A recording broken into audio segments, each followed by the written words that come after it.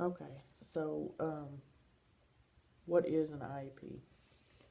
An IEP is an individualized education plan. Okay, and who needs an IEP?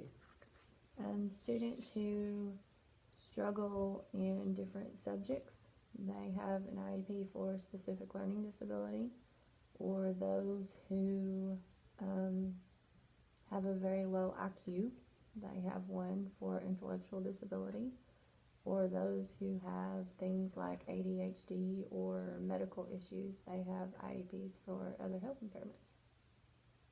So it's not the same as a 504? No. Okay. And who develops an IEP? There's an IEP team, which consists of the special education teacher, a regular classroom teacher, and the parents. And when the students turn 16, they're invited to their IEP meetings also. Oh, I didn't know that. Mm-hmm. What takes place during an IEP meeting? Depending on what you're doing, because there are several different factors of an IEP meeting. You have meetings for referrals, where you have to have a referral form filled out by, it can be a teacher, a parent, anybody who works with this child, knows this child, anything like that. After that child is referred and we get permission to test and meet with the parents, and we have 60 days to test them, and then we have to have another meeting for initial placement. And then there's referral meetings, or not referral, reevaluation meetings. They get reevaluated every 3 years. You go through the same process. It's the special ed teacher, the classroom teacher, parents, and students if necessary. You have 60 days after you get permission to test to get all the testing done, and then have the next meeting, which is evaluation programming meeting. Where you go over the testing and you determine if the student is placed correctly, or if placement needs to be adjusted, or minutes need to be adjusted based on what their tests say. There's annual reviews, which you do at the end of every year. You have, your IEP team, which try to keep it consistent through the whole year, same people through the whole year. That's where you develop the IEP and you go over progress of goals that the student has had for the year, and make sure that they're doing what they needed to be doing, or if they need summer help. Or so during the yearly evaluation, if one of the members of the team see that the student needs something changed, do they have to be retested, or can it just be implemented then? It can be implemented then with the parent's permission. Okay. What happens when there's a disagreement over the IEP?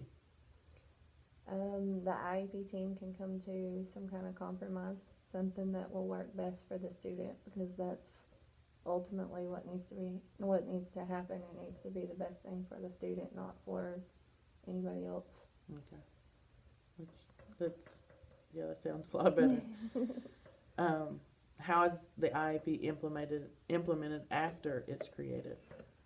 The student is given goals to work on through the year. The team will create goals based on that child's needs.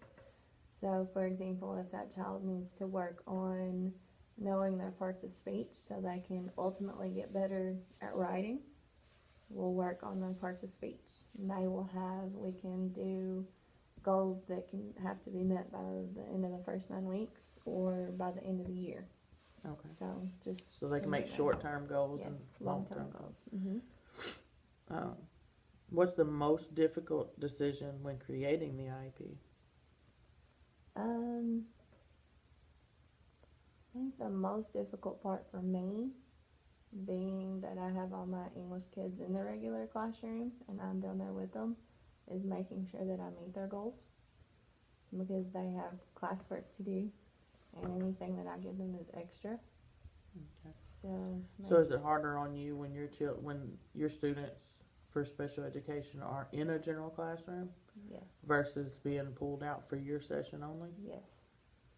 Because I can't directly address their goals while the teacher's teaching? Yes. Okay. how do you determine what level of intervention the student receives? We monitor them to see where they are at, maybe give them a pre-test on whatever. We do use their like end of the year benchmark test, the ACT, right now Aspire, to see where they scored on that and kind of make goals from that, or if they got reevaluated for the year, see where their levels are on there to see where we need to go. And also we watch their work to see, okay, he did really good on this one, but really struggling with this concept, so maybe this is something we need to focus on for next year. One thing that we do with our goals is that we have to use the Common Core standards. And right now, when they switch to Arkansas State standards, we'll have to use those when creating their goals. That way it is easier to keep up with kids who are on grade level versus the one who aren't. Right. So you said that they're switching from Common Core to Arkansas State standards? Eventually, I think so. So each state's going to have their own standards now? I think so. I'm not entirely sure, but I think so. That was the whole reason behind Common Core. I don't think any of the standards are changing. I just think they're changing the name, basically. Who monitors whether the IEP is being implemented properly? The special ed teachers. That is my job, to make sure that teachers are following modifications and accommodations. We also have to make sure that they're turning their stuff in and they are getting graded on things. Also, the principal, he's always involved in what they're doing to make sure that they're doing what they're supposed to be doing and not failing. Because we don't want them to fail. We want them to be successful.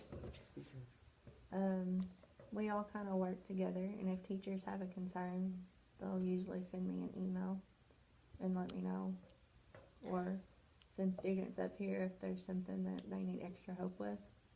Does ECHO make that easier for y'all? Somewhat.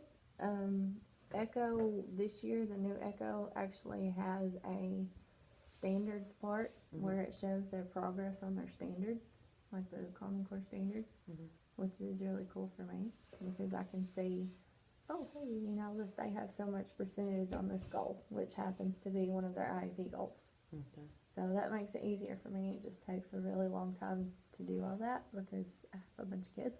Yeah. So. Alright. Was there anything about an IEP that we didn't address that you can think of? Trying to think. You have their schedule on there and which classes they will be served for, which is usually English and math. How many minutes they will be served, if they need related services like speech or occupational therapy. You have parental involvement, which we always encourage because we want parents to be involved with their kids. It's important. Yeah. It's very important to me.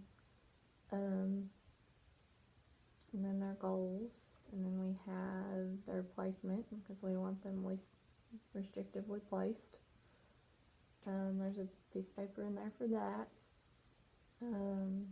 With the least restrictive environment, if you decide that a student is not getting better or is struggling in a general classroom, could you make that could you make the change and pull them back into your class versus leaving them there? We can. We try not to because we want them to be incorporated down in the regular classroom. If we notice that it's a problem, we can adjust their curriculum, or even, I can pull them out when I need to. I just try not to because they get behind. Yeah.